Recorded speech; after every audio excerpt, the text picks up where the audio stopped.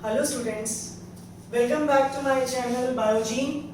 This is my third lecture regarding the human reproductive system, and yesterday we have done about the male reproductive system, and in continuation with that, starting from the same diagram, I am moving next to have the better explanation or the detailed explanation of the testes.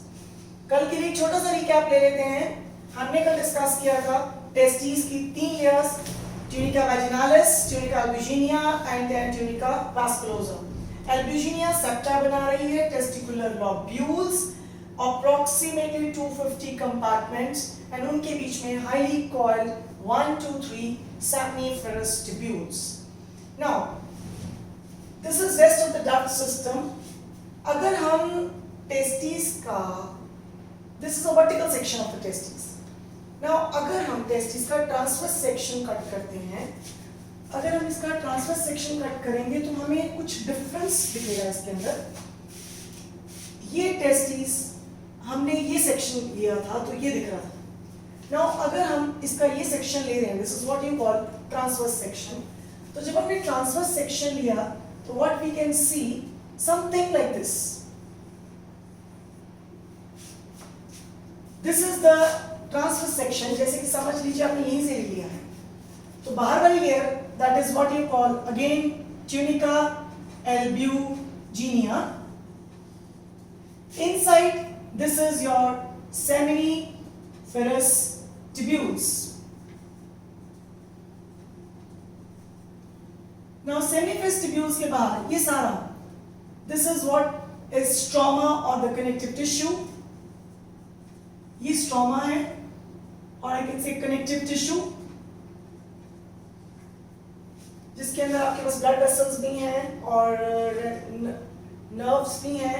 ये सारी चीजें इसके अंदर आ जाएंगी, plus कुछ sales भी हैं. जो सेमिनिफेरस ट्यूब्यूल्स हैं, पहले हम उसके इनसाइड की बात करते थे. सेमिनिफेरस ट्यूब्यूल्स के अंदर आपको यहाँ पर इस तरह से दो तरह के सेल्स दिखते हैं. One is called as a germinal epithelium और other is the Sertoli cells. तो हमारे पास यहाँ पे स्पर्मेटोजेनिक सेल्स और germinal epithelium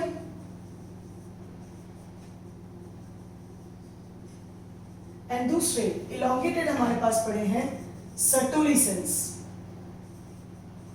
they are also called as nerve cells, sustentacular cells,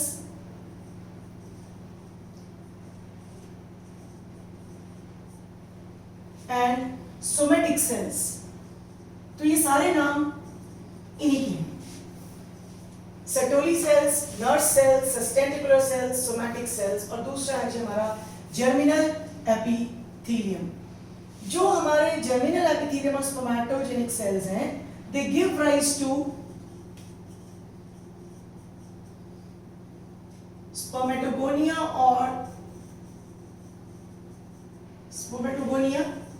and I can say various stages of the sperm formation or sperm. Finally तो sperm ही देना है हमें. So they give rise to sperms. जो Sertoli cells हैं, basically they are nerve cells. They have little different role. This is the Sertoli cells.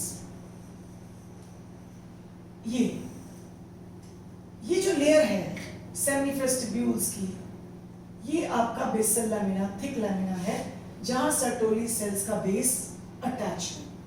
और Sertoli cells का जो apical and है, वो ल्यूमन की तरफ है. अगर सेम डायग्राम मैं आपको यहां बना के दिखाऊं तो समथिंग लाइक दिस, अगर आप देख पा रहे हो, तो ये हमारे पास जर्मिनल एपिथेलियम मैंने बना दिया और यहाँ पे मैं आपको बीच में से सर्टोली सेल्स बनाकर दिखा रही हूँ. तो इस तरह से सर्टोली सेल्स का जो एपिकल एंड है वो ल्यूमन की तरफ फेस कर रहा है. ये ल्यूमन है और ये नीचे बेस हो गया. 4 to 6 लेयर्स, ये आपका जर्मिनल एपिथेलियम. जर्मिनल एपिथेलियम से different stages of sperm formation के सेल्स हैं. और इस तरह से ये पॉकेट लाइक स्ट्रक्चर्स बने होते हैं सर्टोली सेल्स में, जिनके साथ ये अटैच होते हैं और developing stages of the sperm formation इनको यहाँ पे नरिशमेंट मिल रही है। तो सर्टोली सेल्स का क्या काम हुआ? सर्टोली सेल्स का एक काम तो है नरिशिंग यानी nourishment, nourishment of various stages of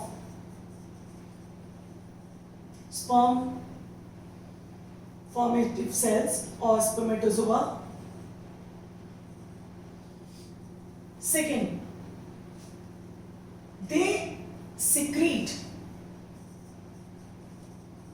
androgen binding protein ABP, androgen binding protein. इसका क्या काम है?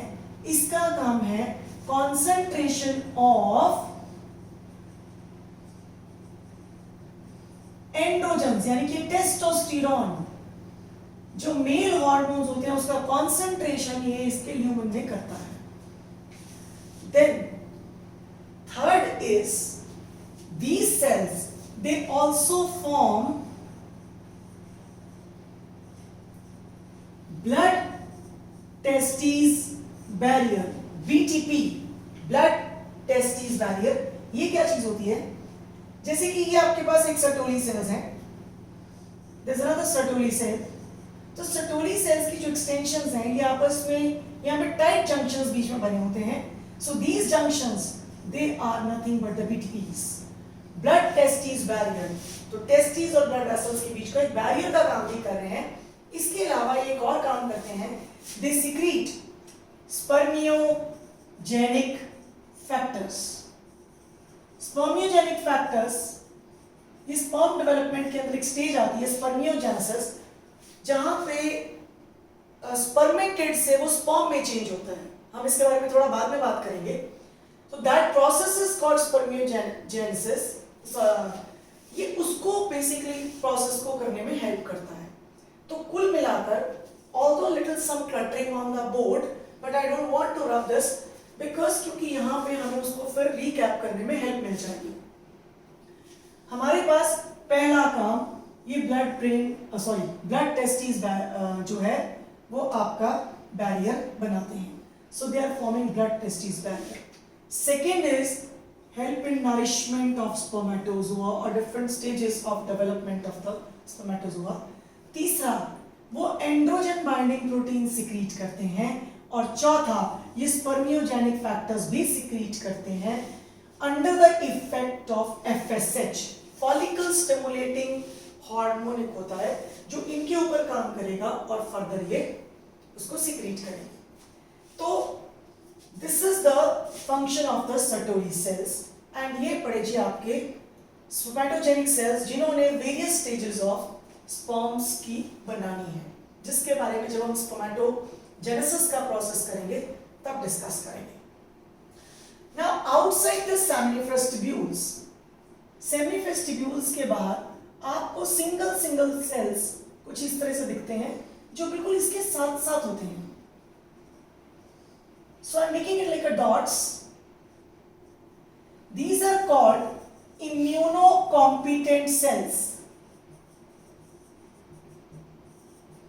इनका रोल बहुत ज्यादा क्लियर नहीं है बट स्टिल डिफरेंट व्यूज जो बेसिकली क्या कर रहे हैं कि इनका जो इम्यून सिस्टम के साथ इसको जोड़ते हैं। स्ट्रोमा में ये सेल पड़े हुए हैं और ये क्या काम कर रहे हैं? They interact with germinal epithelium, ये जर्मिनल एपिथेलियम के साथ इंटरेक्ट करते हैं and they are also contributing to the survival, उनके सर्वाइवल में हेल्प कर रहे हैं। तो जर्मिनल एपिथेलियम के सर्वाइवल में हेल्प कर रहे हैं और इसके अलावा ये टर्म हम यूज करते हैं apoptosis, that is called as programmed cell death. Germ cells के एपोप्टोसिस को भी रोकने का काम करते हैं। एंड इसके अलावा ये सेल्स कौन से हैं? They are certain type of monocytes, they are certain type of macrophages, immune system के सेल्स हैं जो जर्मिनल सेल्स के साथ इंटरेक्ट कर रहे हैं और एपोप्टोसिस ऑफ जर्म सेल्स में भी उनका रोल है. Again I use word term apoptosis. Apoptosis ये टर्म हम यूज करते हैं programmed cell death. Programmed cell death ये क्या चीज होती है कि किस सेल ने कब मरना है, यानी उसका एक लाइफ स्पैन जो है तय है. तो ये that process is what you call apoptosis. तो when we have the details of the seminiferous tubule, हमें दिखे आपके पास इनसाइड उसके अंदर दिखे दो तरह के सेल्स, स्पर्मेटोजेनिक और सर्टोली, और बाहर दिखे आपको एक तो ये इम्यूनोकॉम्पिटेंट सेल्स, इसके अलावा आपको कुछ क्लस्टर्स ऑफ सेल्स दिखेंगे जो क्लस्टर में भी हो सकते हैं, सिंगल भी हो सकते हैं, आसपास भी हो सकते हैं और फैले भी हुए हैं. ये जो सेल्स हैं ये काफी इंपॉर्टेंट सेल्स हैं और इनको हम कहते हैं लेडिक सेल्स और इंटरस्टिशियल सेल्स. ये जो लेडिक सेल्स हैं इनका मेन काम क्या है, दे सिक्रीट टेस्टोस्टेरोन और एंड्रोजन. गिवन अ चॉइस ये क्या सिक्रीट करते हैं, दे आर लेडिक सेल्स और interstitial cells, they secrete androgens. Androgens are the male hormones जिसमें से one of the major hormone is testosterone. So this is about the histology of the testes. एक बार छोटा सा recap ले लें. यहाँ पे हमने डिस्कस किया सेमिनिफरस ट्यूब्यूल्स के बारे में. सेमिनिफरस ट्यूब्यूल्स के अंदर यहाँ पे थोड़ा सा रिलेट करते हैं.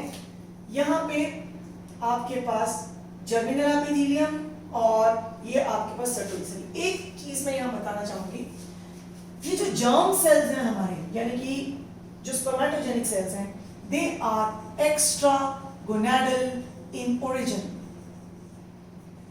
ये गोनाड्स में ही नहीं बनते, ये बाहर से बन के यहाँ पे आ रहे हैं. ऐसी थ्योरी है कि they are formed in yolk sac. Yolk sac एक जर्म लेयर है, एक लेयर है फीटस के अंदर, एक्स्ट्रा एम्ब्रियोनिक मेम्ब्रेन है, ये उसके अंदर बनते हैं और फिर माइग्रेट करके यहाँ आते हैं. सो सेमिनिफरस ट्यूब्यूल्स के अंदर पड़े हैं हमारे पास स्पर्मेटोजेनिक सेल्स और सर्टोली सेल्स, और बाहर भी आपको दो तरह के सेल्स दिख रहे हैं. एक तो बिल्कुल इसके साथ साथ दिख रहे हैं, दूसरे इसके साथ भी हैं और स्कैटर्ड भी हैं, सिंगल भी हैं, क्लस्टर्स भी हैं. लेडिक सेल्स, इम्यूनोकॉम्पिटेंट सेल्स और लेडिक सेल्स स्ट्रोमा में अंदर है. these two type of cells. So this is about the histology of the testes. So next we move to the duct part of the male reproductive system. Here I would like to pause my lecture and I would like to continue with the next lecture because इससे से आपका जो lecture है वो काफी लंबा हो जाएगा. So please thank you, stay with us and एक बार अच्छे से इसको recap करते हुए हम आगे चल रहे हैं. Please be with my next lecture. Thank you very much.